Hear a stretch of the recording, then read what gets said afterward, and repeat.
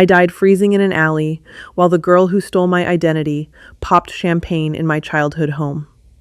But death wasn't the end. I woke up 3 years in the past with a terrifying new gift. I could rewrite the fake heiress's inner voice. Now, the hunt begins. The scent of blooming jasmine and old money was the first thing that hit me. It was a smell I hadn't experienced since the day I was violently cast out of my own family. My eyes snapped open, my lungs greedily pulling in the crisp, air-conditioned oxygen of a room I thought I would never see again. I was lying under the heavy silk canopy of my childhood bed in the Harrington estate. My fingers, trembling and pale, traced the familiar embroidered edges of the duvet. There were no frostbitten fingertips, no bruised ribs from sleeping on unforgiving concrete. I was whole. I was 18 again. I sat up, my reflection staring back at me from the antique vanity mirror across the room. The date on my phone read May 14th. My heart slammed against my ribs like a trapped bird. May 14th, the day of the Harrington Centennial Gala. The exact day Genevieve, the girl my parents had mistakenly brought home from the hospital and later adopted out of pity when the truth came out, orchestrated my complete ruin. In my previous life, tonight was the night she stole the legendary Harrington sapphire, slipped it into my evening clutch, and tipped off the security team. I remembered the blinding flashes of the paparazzi cameras, my father's look of utter disgust, and my fiancé, Preston, turning his back on me to comfort a weeping, traumatized Genevieve. That night was the beginning of my end. A downward spiral of false accusations and orchestrated accidents that culminated in my freezing death in a nameless alley. A sharp spike of phantom pain shot through my chest at the memory, but it was quickly replaced by something else. A strange, static-like buzzing in my ears. I pressed my hands to my temples, wincing. I need to make sure the media gets a photo of me standing next to Father before the actual orphan does. I froze. The voice wasn't mine. It was sharp, calculating, and dripping with venom. It was Genevieve's voice, echoing directly inside my skull. I looked around the empty, sunlit room. I was completely alone. "Maybe I should wear the emerald parure," the voice continued, unprompted, crystal clear. "It screams true air, much louder than those pathetic pearls Audrey wears." My breath hitched. I wasn't just hearing things. I was intercepting her internal monologue. The sheer impossibility of it paralyzed me for a moment, but the cold, hard reality of my rebirth had already shattered my understanding of what was possible. If I had been sent back from the dead, why wouldn't I be given a weapon? I closed my eyes and focused on the psychic tether connecting my mind to hers. I felt a strange, malleable energy at the edge of my consciousness. Without overthinking it, I imagined my own thought, stripping away my vocal inflection, mimicking the exact cadence of her inner voice, and pushed it across the tether. Wait. The emeralds highlight the slight asymmetry in my jawline. The press will tear me apart. The ruby pendant is safer. For 3 agonizing seconds, there was absolute silence in my head. Then, I heard the faint, muffled sound of glass shattering from the adjoining suite. "God, I'm so clumsy today," Genevieve's thought echoed back, laced with sudden anxiety. "Why did I just think that? I look perfectly fine. But maybe the rubies are safer. Where is my maid?" A slow, dangerous smile spread across my face. I hadn't just heard her thoughts. I had altered them. I had planted a seed of doubt, so flawlessly disguised as her own intuition that she accepted it without question. The universe hadn't just given me a second chance. It had given me the keys to the control room of Genevieve's sanity. I stood up, moving to the window that overlooked the sprawling grounds of the estate. The Harrington Manor was heavily inspired by the architectural marvels built by General William Jackson Palmer, featuring rugged stonework and towering archways that commanded respect. For years, I had felt like a ghost haunting these historic halls, overshadowed by Genevieve's loud, manipulative presence. Not anymore. Tonight, the estate would be transformed. The elite of society would gather to celebrate our family's legacy. Genevieve was undoubtedly finalizing her plan to plant the sapphire on me. She thought she was the puppet master, pulling the strings of my father's affection and Preston's loyalty. She had no idea that I was now the architect of her own mind. I spent the next few hours preparing, both physically and mentally. I chose a sleek, midnight blue gown, understated, elegant, the antithesis of the gaudy, attention-seeking ruby ensemble I had mentally coerced Genevieve into wearing. I practiced my connection to her mind, listening as she berated the catering staff, rehearsed her fake tears in the mirror, and meticulously reviewed her plan for the evening. "I'll take the sapphire during the main course," she thought, her internal voice vibrating with malicious glee. "Audrey always leaves her bag on the chair when she goes to greet the board members. It's too easy." I stood before my mirror, clasping a simple diamond tennis bracelet around my wrist. "Enjoy your confidence while it lasts, Genevieve," I thought, keeping the barrier up so she couldn't hear me. "Tonight you're going to build your own cage, and I'm going to make you lock the door." The grand hall of the Harrington estate was a sensory overload of wealth and prestige. Crystal chandeliers cast a warm, golden glow over the sea of designer gowns and tailored tuxedos. A string quartet played softly in the corner, barely cutting through the murmur of high society networking. To add a layer of unparalleled exclusivity to the centennial, my father had flown in Chef Grant Achatz and his team to cater the VIP reception. The culinary artists were already drawing crowds, manipulating liquid nitrogen and delicate edible flowers to create plates that looked more like modern art than food. I stood near a towering ice sculpture, swirling a glass of sparkling water, projecting an aura of serene detachment. In reality, my mind was running a mile a minute, fully tuned into the frantic, buzzing frequency of Genevieve's thoughts. She was standing across the room, clinging to Preston's arm. Her ruby pendant caught the light, but she looked uncomfortable, tugging at the bodice of her dress.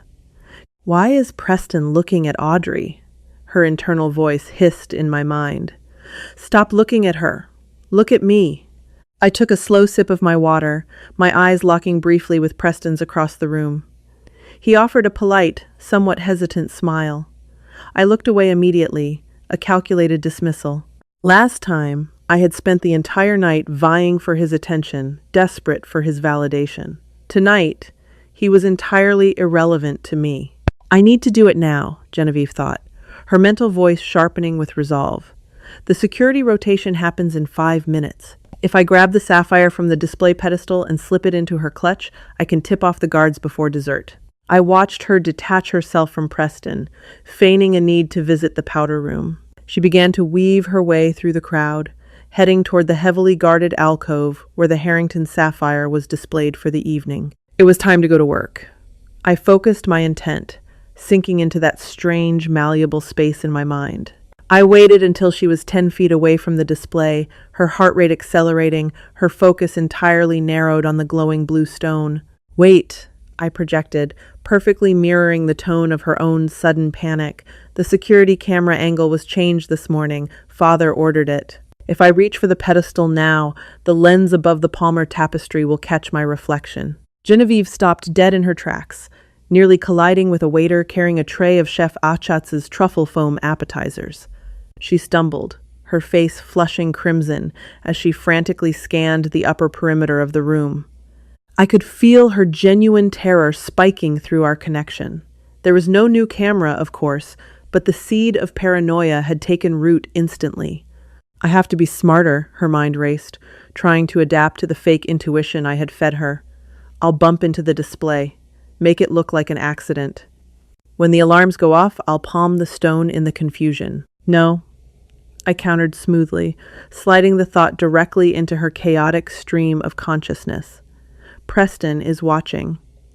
He's been suspicious of me all week. If he sees me near the display when the alarms go off, he'll know. He's not as stupid as I think he is. Across the room, Genevieve whipped her head around, her eyes wide and manic as she searched for Preston in the crowd. He was engrossed in a conversation with a senator, completely ignoring her. But through the lens of the paranoia I was feeding her, his lack of attention felt like calculated surveillance. He knows. I pushed the thought harder, letting a note of hysteria bleed into her inner voice. He's waiting for me to fail. They all are. Audrey is staring at me. She knows what I'm trying to do. Genevieve physically swayed on her feet. Her breathing became shallow and rapid. I watched with cold fascination as she completely abandoned her trajectory toward the Sapphire and veered toward the VIP dining area, desperate to escape the imaginary eyes burning into her back. I need to plant something else, ruin her reputation another way. She thought frantically, her hands shaking as she gripped a silk napkin from a nearby table.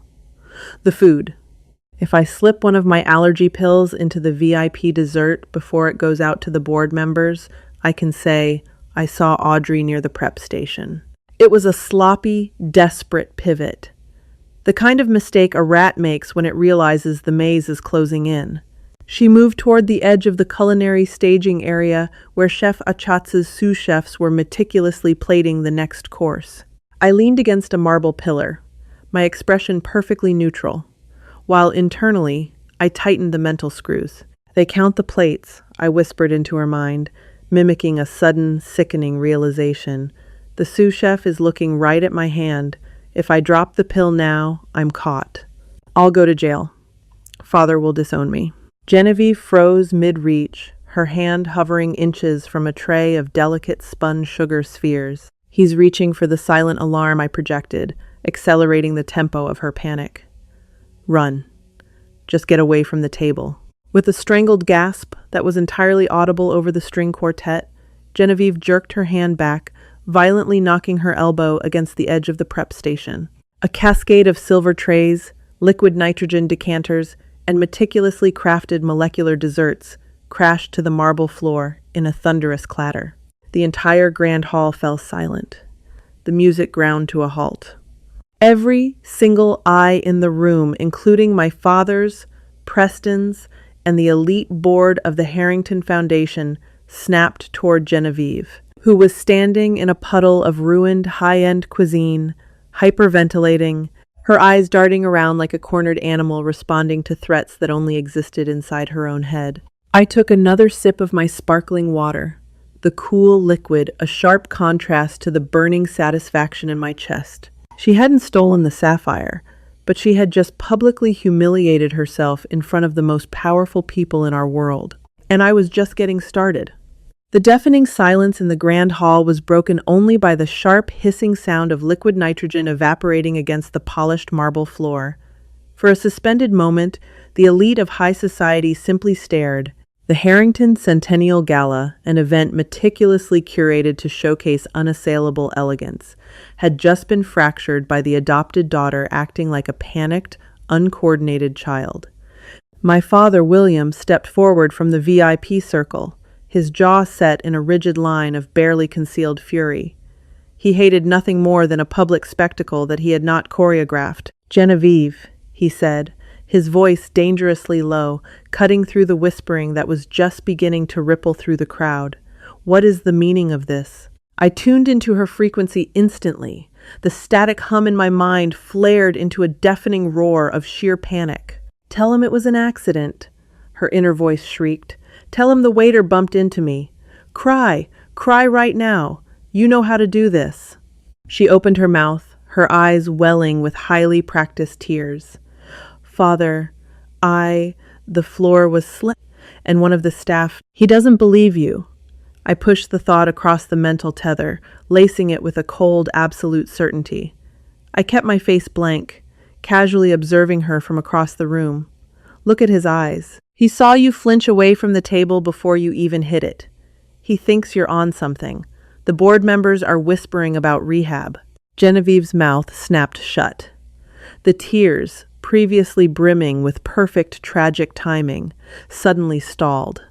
Her eyes darted toward the circle of Harrington Foundation board members standing behind my father.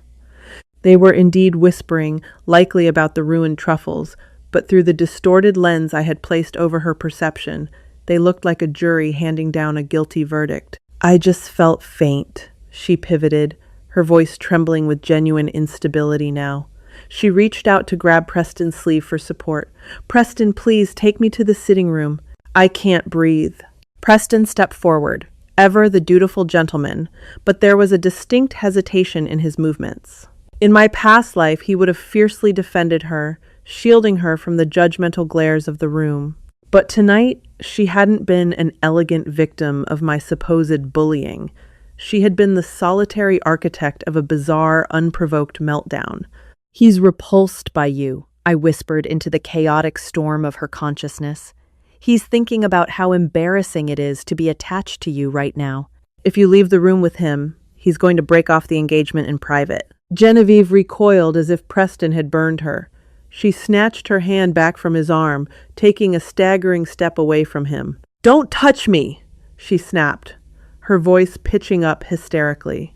Preston froze, his hands raised in surrender, a look of profound confusion washing over his handsome features. "Genevieve, I'm just trying to help." "I don't need your help. I don't need anyone's help," she yelled, her composure entirely shattering.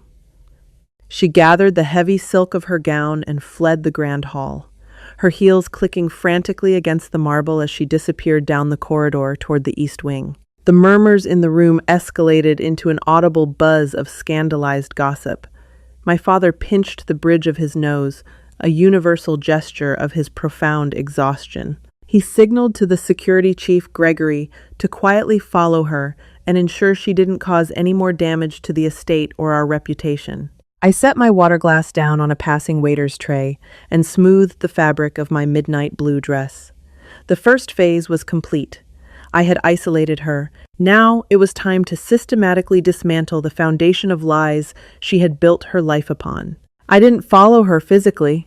I didn't need to. I strolled toward the gallery, admiring the portraits of my ancestors, while my mind walked right beside her in the dim, quiet halls of the East Wing. "It's falling apart," her inner voice sobbed. I could hear the rustle of fabric as she paced back and forth in one of the empty guest suites. "Why am I acting like this? Get a grip, Genevieve. You're the golden child. You're the one who survived the orphan system. You're smarter than Audrey." She walked over to a mirror. I could feel the shift in her focus, the attempt to ground herself by looking at her own reflection. "You need a new plan," she told herself, taking deep, shuddering breaths. "The sapphire is too heavily guarded now. The catering is ruined. Focus on the inheritance. Father is announcing the new vice president of the foundation at the end of the night. It's going to be me. The paperwork was drafted last week. Once I have the legal authority, I can slowly cut Audrey out of the trust entirely." A slow, chilling smile touched my lips. She was right. In my previous life, tonight was the night my father officially bypassed me, his biological daughter, and handed the keys to the Harrington Empire to Genevieve, convinced by her endless manipulations that I was too reckless and emotionally unstable to handle the family legacy. But rebirth is nothing if not an opportunity for preparation. Over the past week, while Genevieve was busy agonizing over which jewels to wear and how to perfectly frame me for theft, I had been making quiet, highly targeted moves. I had hired investigators from Kroll, the premier corporate risk consulting firm, using the trust fund money I knew I wouldn't have access to for much longer. I gave them 3 specific, encrypted account numbers I had memorized during the agonizing legal battles of my past life.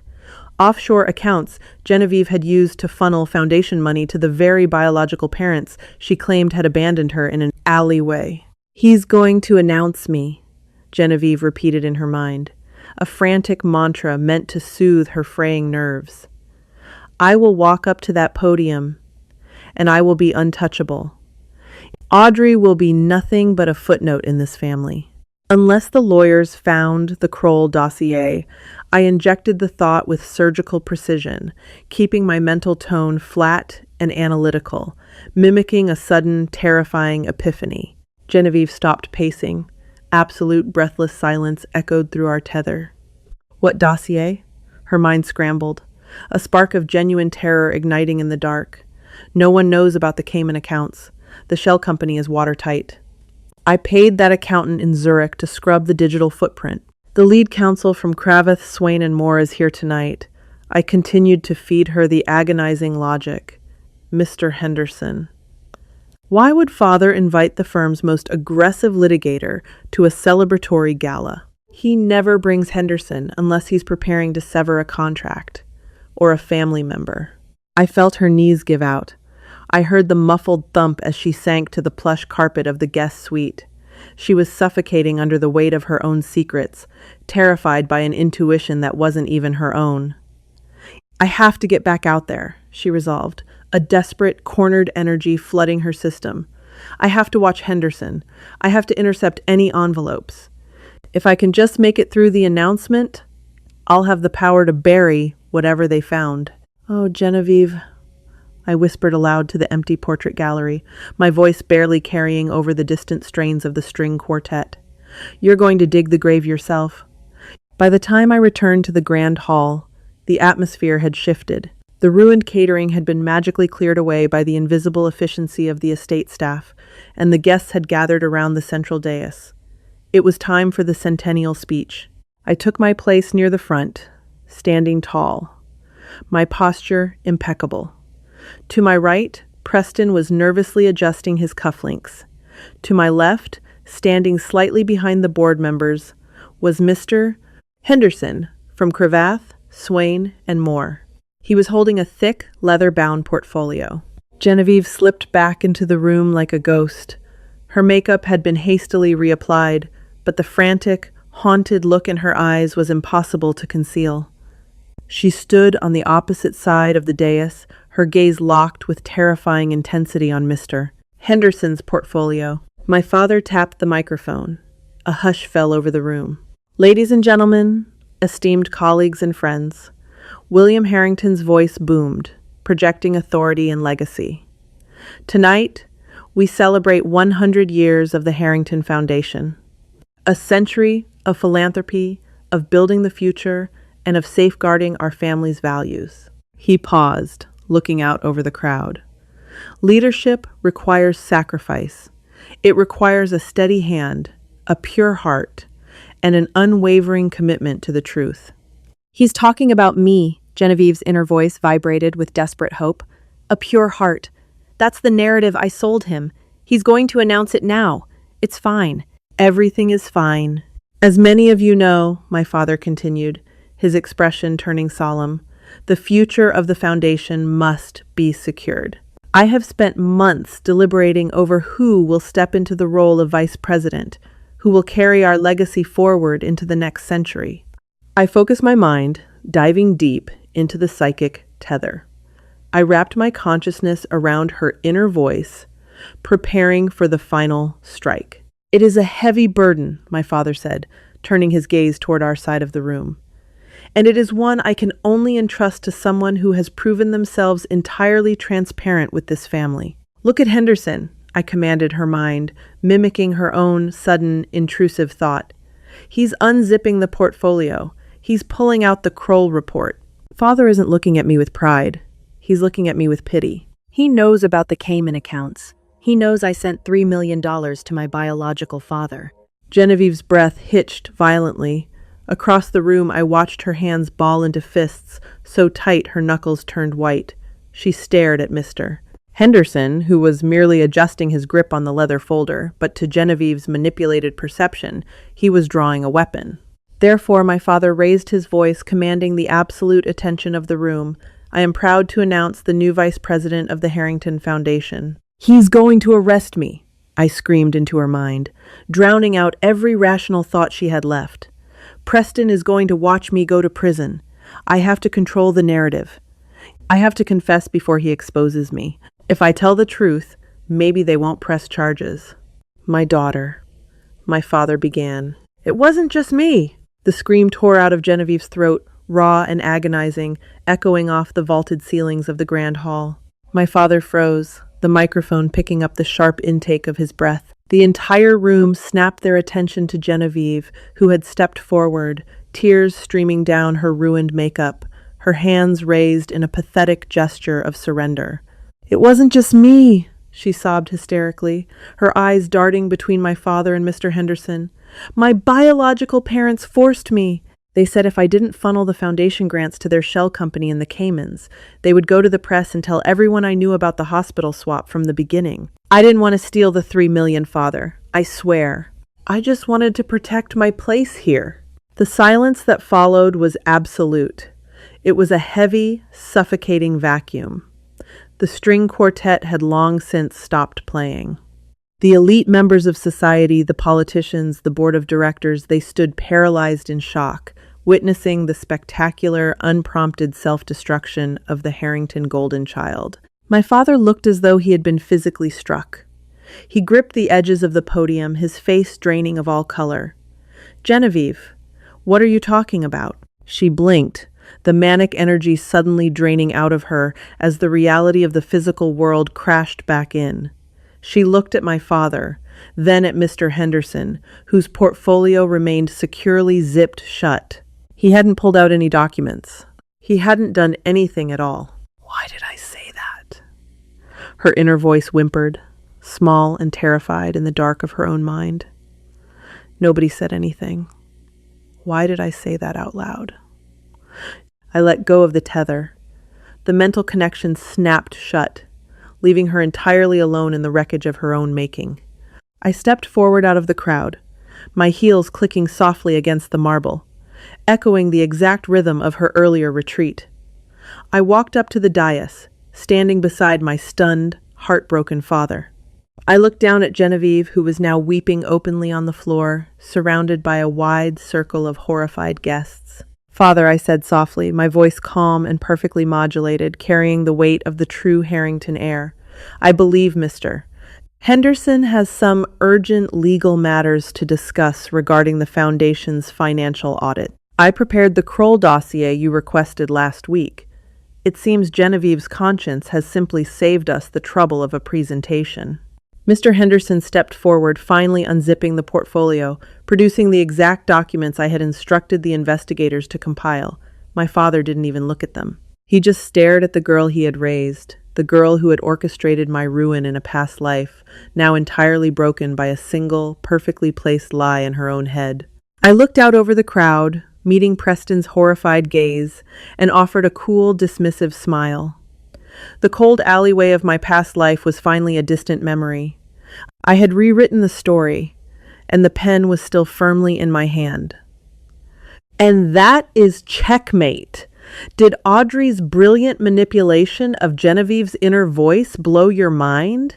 If you loved watching the fake heiress orchestrate her own downfall in front of the entire Harrington elite, you have to hit that like button. Share this video with your fellow drama lovers, and don't forget to subscribe and turn on notifications.